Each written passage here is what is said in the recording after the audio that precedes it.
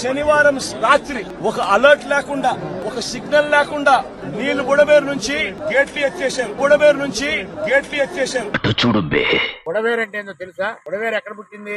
ఆ నీరు ఎక్కడి నుంచి వస్తుంది, ఎటు పోతుంది, ఎక్కడ కలుస్తుంది? కొల్లేరులో కలిసి తెలియదు. బుడమేరు ఒకటి ఉంది ఇవాళ తెలిస్తేగా మీకు.